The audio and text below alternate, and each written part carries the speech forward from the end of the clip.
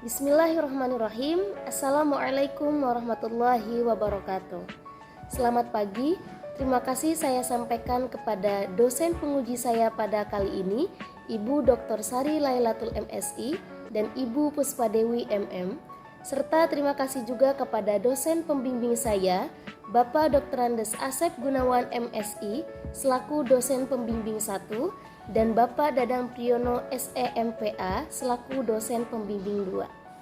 Pada hari Senin tanggal 30 Mei 2022, saya melakukan sidang proposal dan izinkan saya untuk mempresentasikan penelitian saya yang berjudul Pengaruh Communication Capability dan Knowledge Sharing terhadap kinerja guru di Pesantren Bina Insan Mulia Cirebon. Baiklah Bapak Ibu, saya akan mempresentasikan terkait fenomena umum secara global terkait penelitian yang saya buat.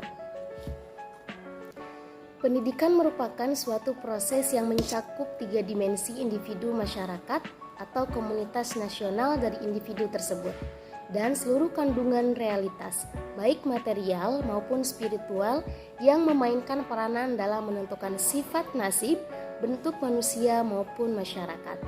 Pendidikan juga merupakan suatu proses yang diperlukan untuk mendapatkan keseimbangan dan kesempurnaan dalam pengembangan individu maupun di masyarakat. Penekanan pendidikan dibanding dengan pengajaran terletak pada pembentukan kesadaran dan kepribadian individu atau masyarakat di samping transfer ilmu dan keahlian. Dengan proses semacam ini, suatu bangsa atau negara dapat mewariskan nilai-nilai keagamaan, kebudayaan, pemikiran, dan keahlian kepada generasi berikutnya, sehingga mereka betul-betul siap menyongsong masa depan kehidupan bangsa dan negara yang lebih cerah, menurut pemaparan Nurholis 2013.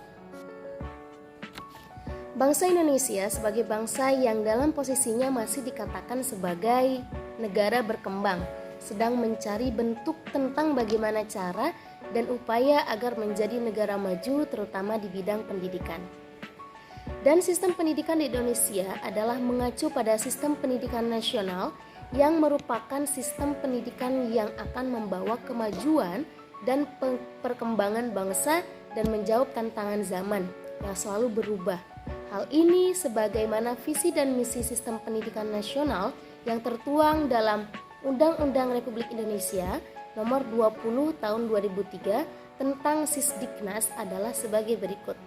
Terwujudnya sistem pendidikan sebagai pranata sosial yang kuat dan berwibawa untuk memberdayakan semua warga negara Indonesia berkembang menjadi manusia yang berkualitas sehingga mampu dan proaktif menjadi tantangan zaman yang selalu berubah. Adapun misi yang diemban oleh Sisdiknas adalah mengupayakan perluasan dan pemerataan kesempatan memperoleh pendidikan yang bermutu bagi seluruh rakyat. Menurut pemaparan Undang-Undang Republik Indonesia Sisdiknas nomor 41. Pendidikan yang berkualitas pada saat ini memang terus diupayakan oleh pemerintah. Namun pihak lain juga sudah turut andil dalam peningkatan pendidikan. Pihak swasta, lembaga pendidikan, serta masyarakat umum. Sebagian masyarakat yang mengerti akan investasi pendidikan berusaha untuk berlomba-lomba mencari sekolah terbaik untuk putra-putri mereka.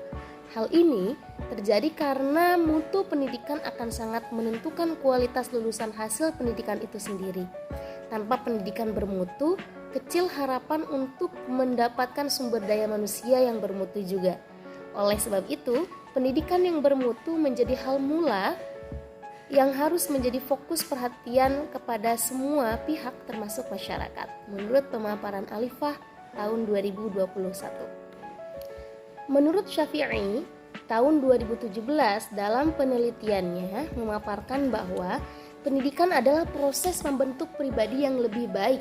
Tujuan pendidikan, khususnya pendidikan berbasis agama Islam, yaitu berupaya mengembangkan pengetahuan di setiap aspek kehidupan manusia, baik aspek spiritual maupun aspek intelektual.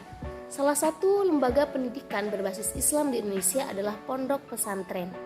Pondok Pesantren merupakan salah satu lembaga yang tertua di Indonesia.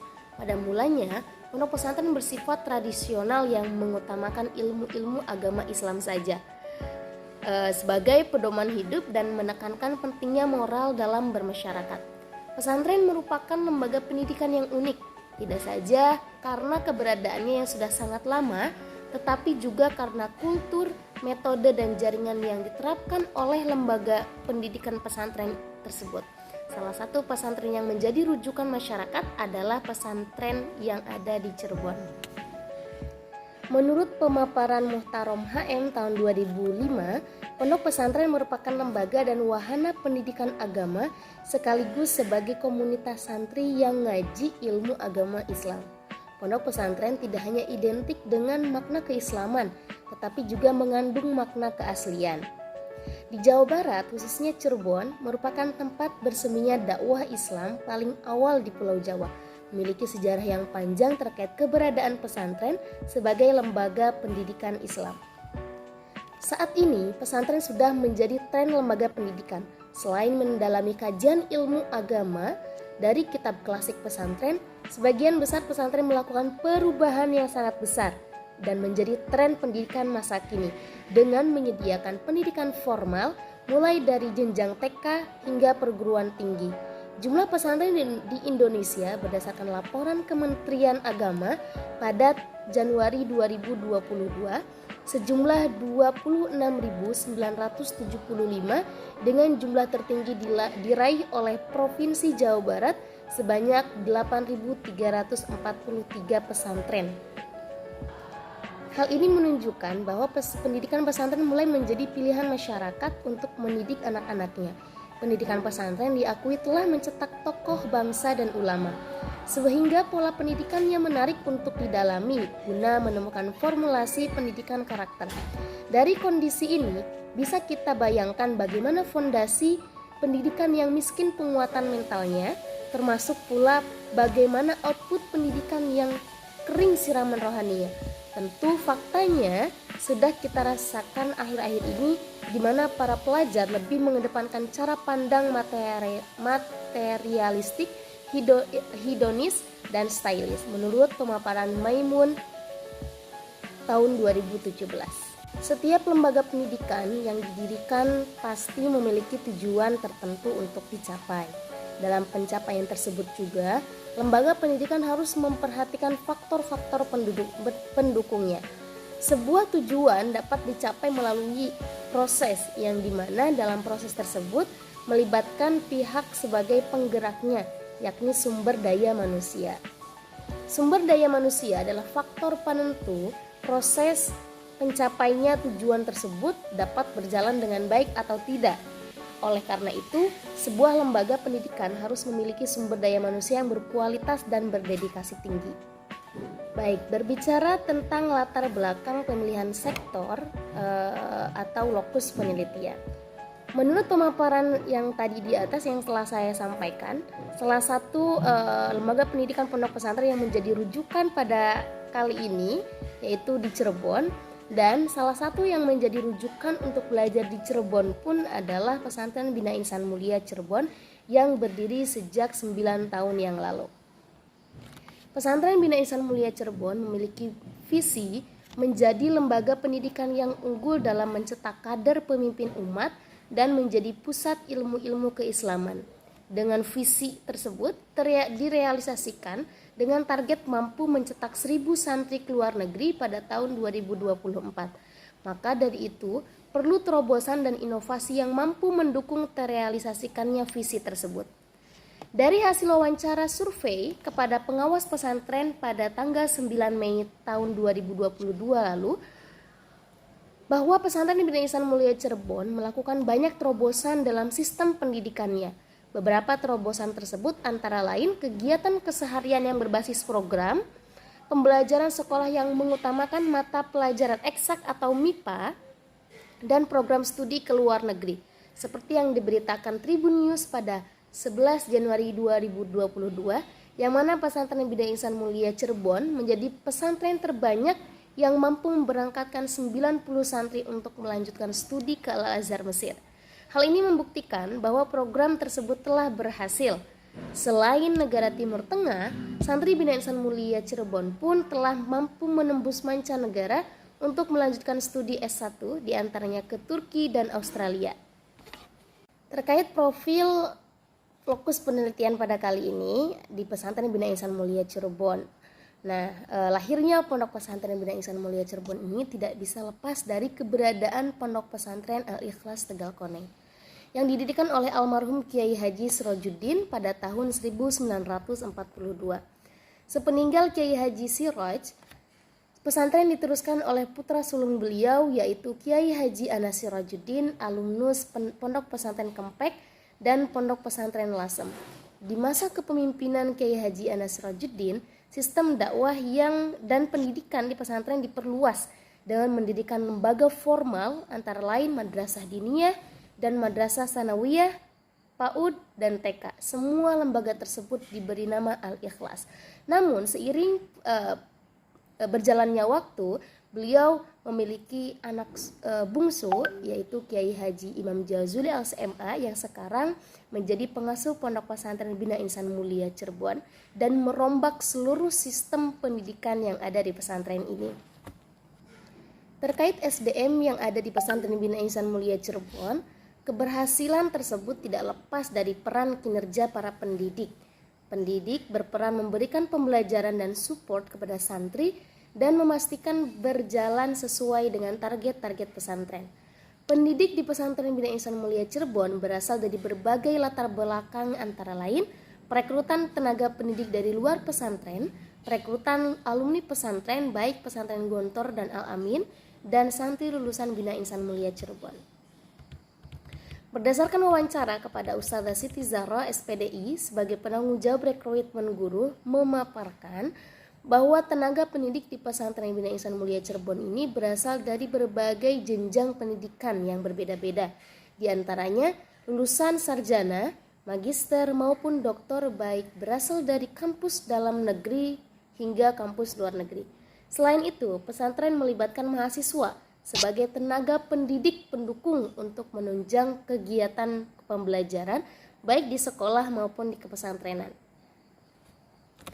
Berdasarkan pemaparan tadi, dapat dilihat bahwa latar belakang tenaga pendidik yang sangat heterogen ini mampu mempengaruhi kemampuan komunikasi atau communication capability, berbagi pengetahuan atau knowledge sharing terhadap kinerja di Pesantren Bina Ihsan Mulia. Hal ini dikarenakan setiap individu memiliki kemampuan komunikasi yang berbeda-beda sesuai latar belakang mereka masing-masing. Kemampuan komunikasi bagi tenaga pendidik sangat penting dimiliki untuk keberhasilan tujuan lembaga, karena komunikasi mengalirkan informasi dari berbagai macam posisi atau kedudukan sesuai dengan batas tanggung jawab dan wewenangnya masing-masing. Komunikasi yang terjalin melibatkan semua pihak dalam lembaga tersebut, baik antar senior dengan junior, antar pimpinan dengan bawahan, atau antar sesama anggota yang setingkat kedudukannya maupun antar divisi, menurut pemaparan Triana dan kawan-kawan tahun 2016. Communication capability atau kemampuan berkomunikasi juga merupakan bagian yang paling penting dan sangat berpengaruh dalam suatu sistem lembaga. Hal ini sejalan dengan asumsi bahwa untuk meningkatkan kemampuan dan kecakapan seorang pegawai dalam bidang tugasnya, maka yang perlu dilakukan adalah dengan melakukan komunikasi yang baik dalam melakukan setiap pekerjaan. Komunikasi yang tidak baik akan menimbulkan masalah yang akan merugikan lembaga ke depannya. Berdasarkan observasi kedua yang dilakukan kepada penanggung jawab rekrutmen guru, bahwa kemampuan komunikasi tenaga pendidik di Pesantren Bina Ihsan Mulia Cirebon sangat variatif. Namun dituntut bisa berkomunikasi yang baik dari atasan ke bawahan dan antar sesama guru. Tetapi dalam kenyataannya masih belum maksimal dan belum sesuai dengan apa yang ditentukan oleh Pesantren Bina Ihsan Mulia Cirebon. Berikut permasalahan yang timbul dari kurangnya communication capability para guru di Pesantren Bina Ihsan Mulia Cirebon. Contohnya, objeknya itu permasalahan antar kepala sekolah di tiap jenjang. Masalahnya, kurang sinkronisasi jadwal pelajaran di jam sekolah sehingga guru seringkali double schedule. Hal yang harus dilakukan adalah mengadakan rapat antar wakil dari tiap jenjang untuk sinkronisasi jadwal di setiap awal tahun ajaran baru. Yang kedua, objeknya permasalahan guru. permasalahan antar sesama guru. Masalahnya, beberapa guru terlalu kaku dan kurang berkomunikasi dengan guru yang lain, sehingga menimbulkan misunderstanding. Nah, hal yang harus dilakukan, jika tidak ada jam mengajar, luangkan waktu untuk ngobrol di kantor atau membahas pembelajaran dan membahas hal-hal yang lain. Selain itu, kurangnya kemampuan komunikasi para guru juga berpengaruh terhadap kuantitas santri setiap tahunnya. Berikut ini data santri di tahun ajaran 2021-2022 Pesantren Bina Ihsan Mulia Cirebon. Santri putra pada semester 1 di bulan Juli sampai Desember itu 892, tapi di semester 2 Januari sampai April ini sekitar 823 santri. Jumlah santri yang keluar sekitar 69 santri. Untuk santri putri di semester 1 bulan Juli sampai Desember ada 970 santri, dan di semester 2 dari bulan Januari sampai bulan April ada 962. Jumlah santri yang keluar 8 santri. Nah, total santri yang di semester 1 itu santri putra dan santri putri ada 1866, dan di semester 2 1785, dan jumlah santri yang keluar itu 77 santri. Berdasarkan pemaparan di atas, terjadi penurunan jumlah santri yang cukup signifikan pada setiap semesternya. Hal tersebut membuktikan bahwa guru di Pesantren Bina Ihsan Mulia Cirebon ini memiliki penurunan kinerja di tahun ajaran 2021-2022 di semester 2. Nah, digambarkan pada semester 1 jumlah santri 1866, namun di semester 2 ini terjadi penurunan dengan jumlah santri tersisa 1785. Jika tidak ditangani akan menimbulkan masalah yang besar. Setelah melakukan wawancara dengan Kepala Pondok Putra dan Putri Pesantren Bina Ihsan Mulia Cirebon, salah satu penyebab jumlah santri menurun adalah kurangnya komunikasi antar guru ke santri, baik berupa konseling atau edukasi di kamar ataupun di kelas. Communication capability atau kemampuan komunikasi menentukan kinerja guru dalam suatu lembaga, karena guru maupun santri berada di satu lingkup yang sama dan sudah seharusnya menjalin komunikasi yang baik antar sesama. Menurut penelitian Santoso TG dan Stefani M pada tahun 2014, kemampuan komunikasi dan kemampuan beradaptasi berpengaruh positif dan signifikan terhadap kinerja guru, baik secara parsial ataupun secara bersamaan. Namun kemampuan komunikasi saja tidak cukup untuk menunjang kinerja guru. Perlu adanya pengetahuan dan wawasan yang cukup sehingga kinerja bisa lebih optimal. Dalam sebuah organisasi atau sebuah lembaga, pengetahuan adalah aset yang sangat berharga, apalagi seorang tenaga pendidik yang secara langsung menurunkan ilmunya kepada muridnya. Karena melalui pengetahuan, organisasi dapat menjalankan fungsinya secara efektif dan efisien. Hal tersebut menurut Orlando tahun 2018, ilmu pengetahuan dan teknologi yang berkembang semakin pesat juga membawa sebuah perubahan pada sumber daya manusia yang ada dalam organisasi. Untuk mencapai tujuan suatu lembaga, diperlukan tenaga pendidik yang sesuai dengan persyaratan yang ditentukan sesuai dengan kemampuan tenaga pendidik tersebut. Setiap lembaga di era ini menghadapi tingkatan persaingan yang sangat tinggi. Para pemimpin organisasi senantiasa berusaha untuk mencari competitive advantage untuk bertahan dalam persaingan. Salah satu sumber potensial dari competitive advantage adalah knowledge. Dari penelitian Omerzel dan Gulev tahun 2011, Ibrahim dan Heng tahun 2015 menyatakan bahwa integritas knowledge atau pengetahuan dan pembelajaran dalam sumber daya manusia sangatlah penting. Untuk itu, knowledge perlu dikelola. Pengelolaan knowledge oleh organisasi atau lembaga dikenal dengan istilah knowledge management. Giran dan Girand tahun 2015 mendefinisikan bahwa knowledge management sebagai the process of creating, sharing, using, and managing the knowledge and information of organization. Dan pada saat ini konsep knowledge management telah diterapkan di berbagai lembaga pendidikan, sehingga bagi banyak organisasi maupun lembaga, knowledge management telah menjadi key success factor menurut pemaparan Faradilah tahun 2018. Knowledge sharing memiliki dua dimensi, yaitu bringing atau knowledge donating dan getting. Knowledge sharing memiliki dua dimensi, yaitu bringing, knowledge sharing donating, dan getting, yaitu knowledge collecting.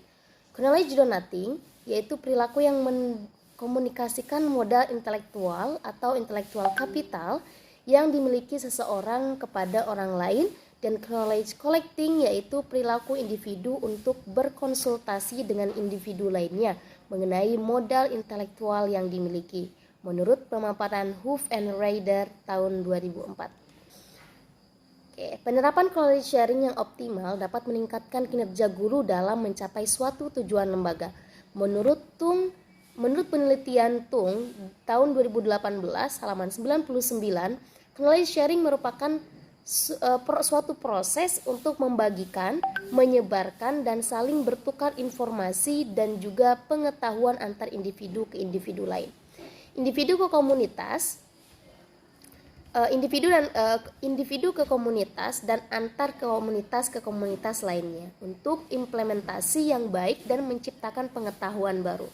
Hal ini dilakukan dengan interaksi sosial dan proses komunikasi antara yang memberi pengetahuan.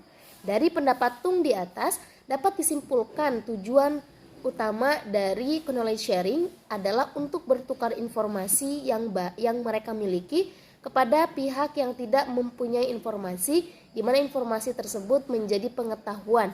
Bentuk dari knowledge sharing yang ada dalam suatu perusahaan atau lembaga biasanya berupa pemberian seminar, pelatihan, bimbingan, grup diskusi, juga kegiatan briefing. Di Pesantren Bina Insan Mulia Cirebon, peneliti melakukan kegiatan observasi kembali dan mendapatkan beberapa temuan terkait permasalahan knowledge sharing, di mana bentuk kegiatan tersebut ialah kegiatan briefing sebelum masuk jam mengajar dimulai dengan memberikan arahan, cara kerja, dan target kerja, ujangan, serta motivasi kepada setiap guru.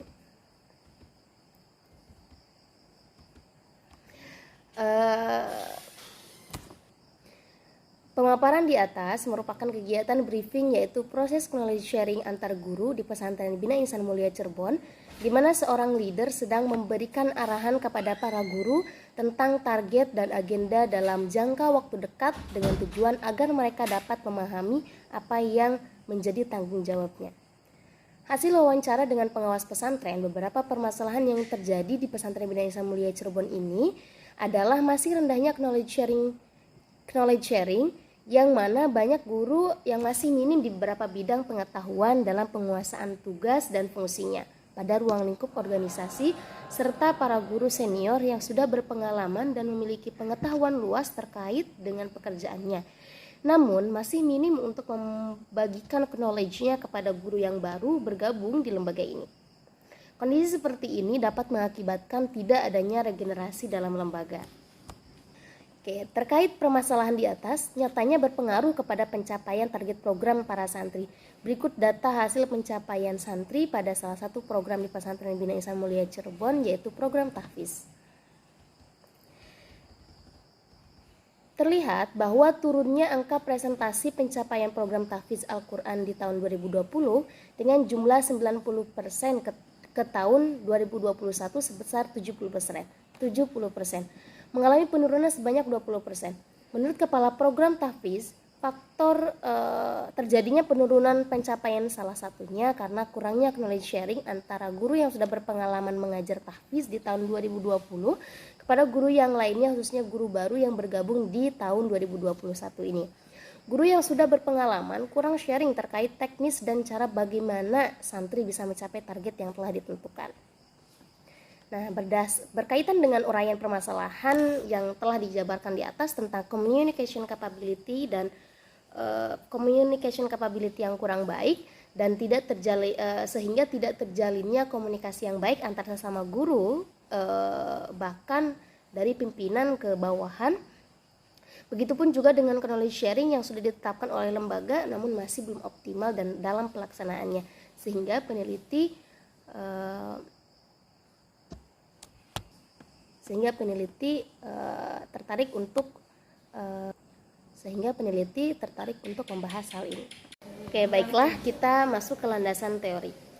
Communication capability atau kemampuan komunikasi.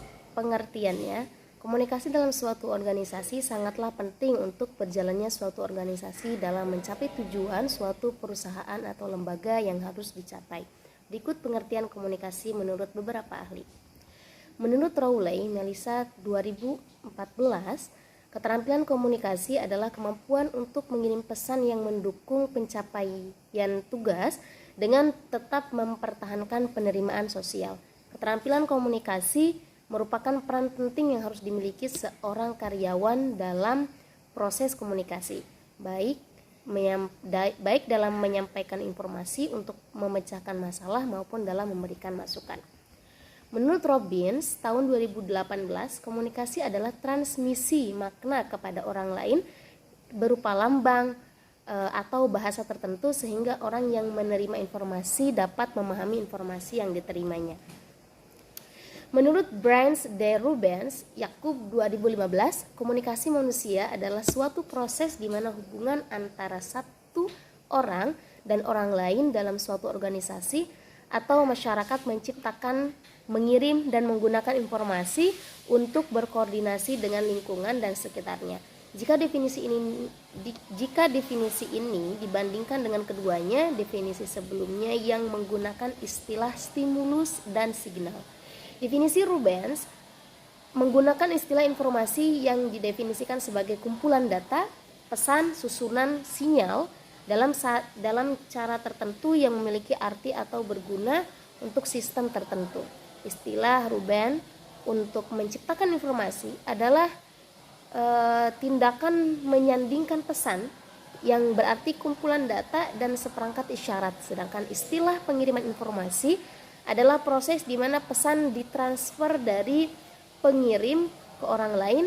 Istilah penggunaan informasi mengacu pada peran informasi dalam mempengaruhi perilaku manusia, baik secara individu, kelompok maupun dalam masyarakat. Begitu jelas bahwa tujuan komunikasi menurut Rubens adalah untuk mempengaruhi perilaku yang lain.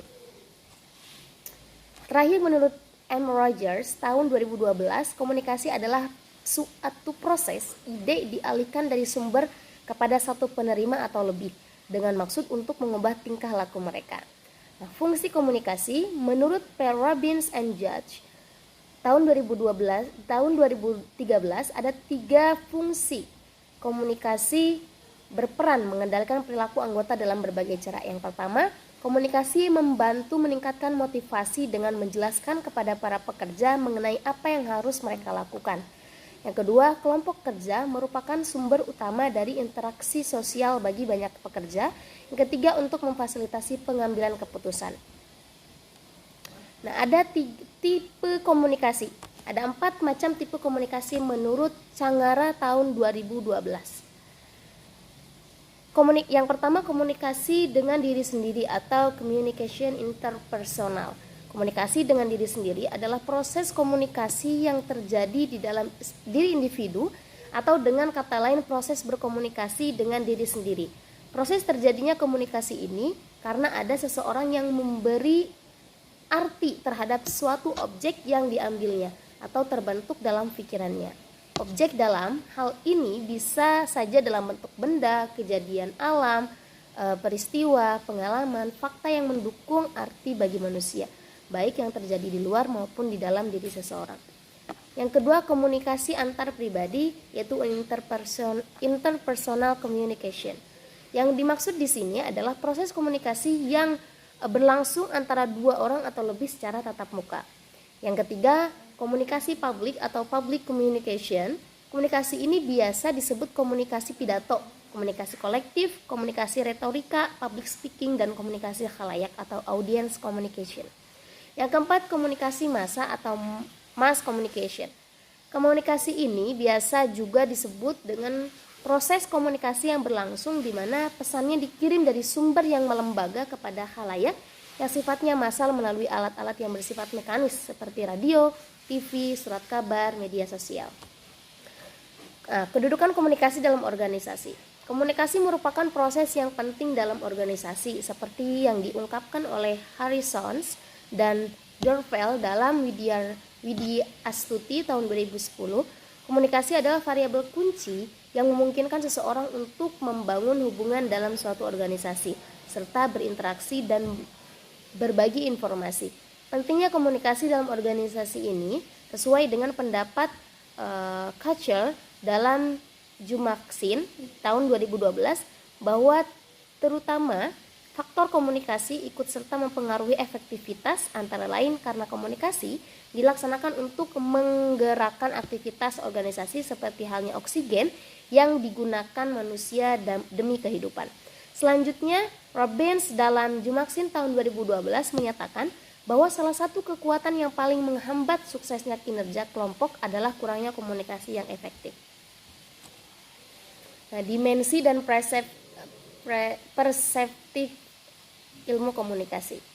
Komunikasi pada dasarnya dapat dilihat berbagai dimensi menurut Canggara 2012, yaitu yang pertama komunikasi sebagai proses, komunikasi sebagai simbolik, komunikasi sebagai sistem, komunikasi sebagai aksi, komunikasi sebagai aktivitas sosial, dan komunikasi sebagai multidimensional. Indikator komunikasi ini ada beberapa indikator menurut Face and Fowles tahun 2010. Dimensi dan indikator komunikasi terdiri dari beberapa macam, diantaranya yang pertama, komunikasi ke bawah. Dalam sebuah organisasi, berarti bahwa informasi mengalir dari jabatan berotoritas tinggi kepada mereka yang berorientasi lebih rendah. Yang kedua, komunikasi ke atas, yaitu dalam sebuah organisasi berarti bahwa informasi mengalir dari tingkat yang lebih rendah atau dari bawah ke tingkat yang lebih tinggi. Indikator komunikasi ke atas ini adalah karyawan dapat melakukan hubungan komunikasi dengan atasan, kendala pekerjaan yang terjadi mengkomunikasikan kepada atasan, dan komunikasi horizontal. Untuk komunikasi horizontal ini terdiri dari beberapa penyampaian informasi di antara rekan-rekan sejawat dalam unit kerja yang sama. Indikator komunikasi horizontal ini adalah kepercayaan terhadap rekan kerja, koordinasi dan kerjasama pekerja dengan rekan kerja mudah terbentuk. Yang selanjutnya, komunikasi lintas saluran. Komunikasi ini informasi memberikan batasan-batasan fungsional atau batasan-batasan dari dalam unit kerja, dan di antara orang-orang yang satu sama yang lainnya tidak saling menjadi bawahan atau atasan. Dalam kebanyakan organisasi, muncul keinginan pegawai untuk membagi informasi melewati batas-batas fungsional dengan individu yang tidak menduduki posisi atasan atau bawahan mereka. Misalnya, bagian teknik, akunting, penelitian, dan personalia pengumpulan. Knowledge sharing, definisi knowledge sharing. Banyak pendapat yang mendefinisikan tentang knowledge sharing. Salah satunya Ismail Nawawi tahun 2012. Memaparkan bahwa knowledge sharing adalah tahapan diseminasi atau penyebaran dan penyediaan knowledge pada saat yang tepat untuk karyawan yang membutuhkan. Literatur tentang manajemen pengetahuan menekankan bahwa berbagi pengetahuan atau knowledge sharing adalah sebuah proses untuk memperoleh pengetahuan yang baru dan variatif, serta merupakan dimensi penting dalam menciptakan inovasi. Menurut penelitian dari Nonaka dan Takechi tahun 1995 dalam Rahmi dan Indarti tahun 2019. Konversi pengetahuan dan knowledge sharing. Menurut Soleh tahun 2011, konversi pengetahuan dalam knowledge sharing terdiri dari 4 tahap yang dikenal dengan istilah Seichi process, yaitu S. Socialization, E. Externalization, C. Combination, dan I. Internalization. Konversi pengetahuan tersebut merupakan siklus hidup dan berkembangnya suatu pengetahuan. Adapun gambaran Seichi proses dan penjelasan masing-masing bagian adalah sebagai berikut. Proses yang pertama, proses sosialisasi. Proses transfer secara langsung antara tacit knowledge ke tacit knowledge lain, praktis tanpa media. Yang kedua, proses eksternalisasi, yaitu mengubah tacit knowledge melalui proses dialog dan refleksi. Yang ketiga, proses kombinasi, merupakan proses konversi explicit knowledge menjadi explicit knowledge yang baru melalui sistemasi dan pengaplikasian explicit knowledge dan informasi. Yang selanjutnya, proses internalisasi merupakan proses pembelajaran dan akuisisi knowledge yang dilakukan oleh anggota organisasi terhadap explicit knowledge yang disebarkan ke seluruh anggota organisasi melalui pengalaman sendiri sehingga menjadi tacit knowledge anggota organisasi. Dimensi knowledge sharing. Menurut Huff and Ryder tahun 2004, terdapat 2 dimensi yang dibutuhkan dalam melakukan knowledge sharing, yaitu sebagai berikut. Yang pertama, knowledge noting merupakan pentransferan pengetahuan yang berarti bertukar dan berkomunikasi dengan orang lain dengan modal intelektual dan dari pribadi seseorang. Instrumen yang digunakan untuk mengukur knowledge noting adalah sebagai berikut. Yang pertama, berbagi pengetahuan di antara karyawan sudah menjadi norma yang biasa. Saya membagi pengetahuan dengan rekan kerja dalam suatu departemen. Saya membagi pengetahuan dengan rekan kerja dari departemen lain. Saya membagi keterampilan dengan rekan kerja di dalam satu departemen. Saya membagi keterampilan dengan rekan kerja dari departemen lain. Ketika saya mempelajari sesuatu yang baru, saya menceritakan hal tersebut kepada rekan kerja dalam satu departemen. Ketika saya mempelajari sesuatu yang baru, saya menceritakan hal tersebut kepada rekan kerja pada departemen lain. Rekan kerja mau berbagi pengetahuan dengan saya mau membagi pengetahuan dengan rekan kerja. Oke, yang selanjutnya yaitu knowledge collecting, yaitu mengumpulkan pengetahuan yang mengacu pada konsultasi dengan kolega untuk mendorong mereka berbagi modal pengetahuan yang dimiliki.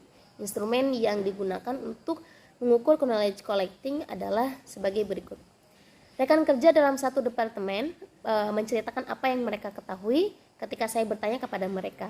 Rekan kerja dari departemen lain menceritakan apa yang mereka ketahui ketika saya bertanya kepada mereka, dan selanjutnya.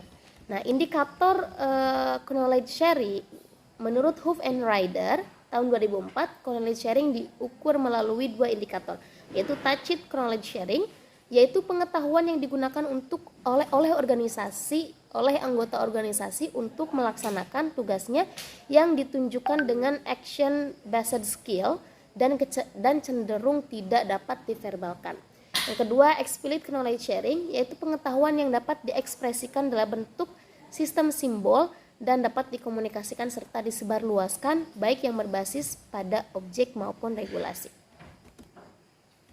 Yang selanjutnya, definisi kinerja.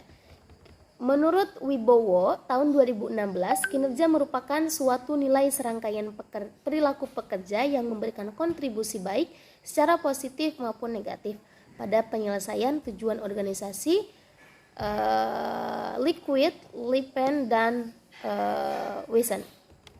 Nah, menurut Nawawi tahun 2004 mendefinisikan kinerja merupakan hasil pelaksanaan suatu pekerjaan baik bersifat fisik atau material maupun non-fisik atau non-material.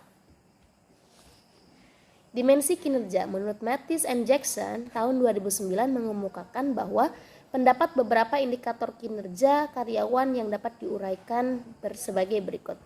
Yang pertama, kualitas kerja, kuantitas kerja, waktu kerja, kerjasama dengan rekan kerja. Indikator kinerja masih menurut Mathis dan Jackson tahun 2006, indikator kinerja adalah yang pertama kuantitas, yang kedua kualitas, yang ketiga ketepatan waktu, dan yang keempat efektivitas. Nah, dalam penelitian ini terdapat hipotesis sebagai berikut. H1, kemampuan komunikasi atau communication capability secara parsial berpengaruh positif dan signifikan terhadap kinerja guru di pesantren Bina Ihsan Mulia Cirebon. Yang kedua, berbagi pengetahuan atau knowledge sharing berpengaruh positif dan signifikan terhadap kinerja guru di pesantren Bina Ihsan Mulia Cirebon. Dan yang ketiga, kemampuan komunikasi atau communication capability dan berbagi pengetahuan atau knowledge sharing berpengaruh positif dan signifikan terhadap kinerja guru di Pesantren Bina Insan Mulia Cirebon. Terima kasih banyak. Wassalamualaikum warahmatullahi wabarakatuh.